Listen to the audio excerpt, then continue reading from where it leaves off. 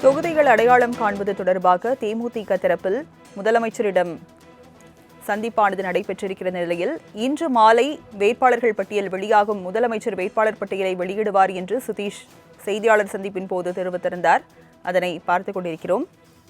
தொகுதிகள் அடையாளம் காண்பது தொடர்பாக தேமுதிக முதலமைச்சர் மு.க.ஸ்டாலினை சந்தித்திருக்கிறது. இந்நிலையில் தேமுதிக பொருளாளர் எல்.கே. சுதீஷ் செய்தியாளர்களை சந்தித்தார். அப்போது பேசிய அவர், இன்று வேட்பாளர்கள் பட்டியலை முதலமைச்சர் மு.க.ஸ்டாலின் வெளியிடுவார், இன்று மாலை வெளியிடுவார் என்று அவர் தெரிவித்திருந்தார். தேமுதிகவுக்கு 10 தொகுதிகள் ஒதுக்கப்பட்டிருக்கிறது. இந்நிலையில் தொகுதிகளை அடையாளம் காணும் பணியானது நடைபெற்ற நிலையில் தேமுதிக பொருளாளர் எல்.கே. சுதீஷ் செய்தியாளர்களை சந்தித்தார். அப்போது வேட்பாளர்கள் இன்று மாலையே முதலமைச்சர் மு.க.ஸ்டாலின் அறிவிப்பார் என்று தெரிவித்திருந்தார். அதனை அண்மை செய்தியாக பார்த்துக் கொண்டிருக்கிறோம். தொகுதிகள் அடையாளம் காண்பது தொடர்பாக திமுக கூட்டணி கட்சிகள் பேச்சுவார்த்தை நடத்தி வரும் நிலையில் தேமுதிகவும் தற்போது இந்த பேச்சுவார்த்தையில் ஈடுபட்டிருந்த நிலையில் தேமுதிக பொருளாளர் எல்.கே. சுதீஷ் செய்தியாளர்களை சந்தித்தார். அப்போது பேசிய அவர், தேமுதிக போட்டியிடும் தொகுதிகளின் பட்டியலை இன்று மாலை முதல்வர் வெளியிடுவார் என்று செய்தியாளர்கள் சந்திப்பின் போது எல்.கே. சுதீஷ் தெரிவித்திருக்கிறார். அதனை அண்மை செய்தியாக பார்க்கிறோம். முன்னதாக தொகுதிகள் அடையாளம் காண்பது தொடர்பாக திமுக காங்கிரஸ் இடையே தொலைபேசியில் பேச்சுவார்த்தை நடைபெற்ற நிலையில் தற்போது தேமுதிகவுடனும் இந்த பேச்சுவார்த்தை நடைபெற்றிருக்கிறது. விவரங்களை செய்தியாளர் செலினாவிடம் தகவல்களை கேட்கலாம்.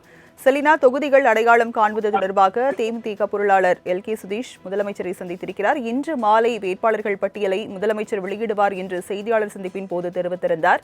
விவரங்களை பதிவு பண்ணுங்க. திமுக தேமுதிக இடையே 5ஆம் கட்ட பேச்சுவார்த்தை என்பது நடைபெற்றிருந்த நிலையில் தற்பொழுது பேச்சுவார்த்தை நிறைவு பெற்ற பிறகு எல்.கே. சுதீஷ் செய்தியாளர்களை சந்தித்தார். அப்போது குறிப்பாக தேமுதிக திமுக கூட்டணியில் 10 தொகுதிகள் என்பது பெறப்பட்டிருக்கக்கூடிய நிலையில் 10 தொகுதிகளுக்கான அந்த தொகுதிகள் அடையாளம் காணப்பட்டு விட்டதாகவும் அந்த ஒப்பந்தத்தில் தேமுதிக கையெழுத்திடப்பட்டதாக தெரிவிக்கப்பட்டிருக்கிறார். அதே போல இந்த 10 தொகுதிகளுக்கான எந்தெந்த தொகுதிகள் என்பது தொடர்பான பட்டியலை முதலமைச்சர் மு.க.ஸ்டாலின் இன்று மாலை வெளியிடுவார் என்று தெரிவிக்கப்பட்டிருக்கிறார்.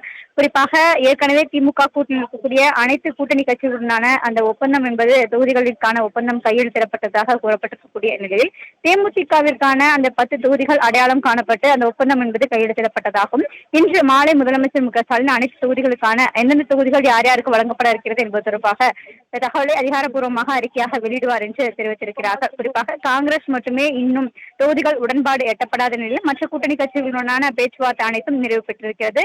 காங்கிரசுடன் தொலைபேசி வாயிலாக முதலமைச்சர் மு.க.ஸ்டாலின் டெல்லியில் பேச்சுவார்த்தை நடத்தப்பட்டதாக தெரிவிக்கப்பட்டிருக்கிறது. நேற்று திமுக பேச்சுவார்த்தை குழு என்பது 2.5 மணி நேரமாக பேச்சுவார்த்தை நடத்தியதில் 23 தொகுதிகள் உறுதி செய்யப்பட்டிருக்கிறது. இன்னும் 5 தொகுதிகள் என்பது இறுதி செய்யப்படாமல் இருக்கக்கூடிய நிலையில் இன்று மாலை அனைத்து கூட்டணி கட்சிகளுடனான அந்த தொகுதி பங்கீடு பேச்சுவார்த்தை அனைத்தும் நிறைவு செய்யப்பட்ட பிறகாக எந்தெந்த தொகுதிகளில் எந்தெந்த கட்சிகள் போட்டியிட இருக்கிறது என்பது தொடர்பான பட்டியலை அதிகாரப்பூர்வமாக திமுக தலைமையகம் வெளியிட இருக்கிறது.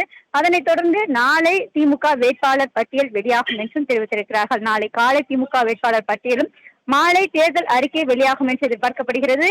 இல்லையென்றால் திங்கட்கிழமை 30ஆம் தேதி அன்று திமுக தேர்தல் அறிக்கை வெளியாகும் என்றும் திமுக தெரிவித்திருக்கிறது. விவரங்களை வழங்கியதற்கு நன்றி செலினா.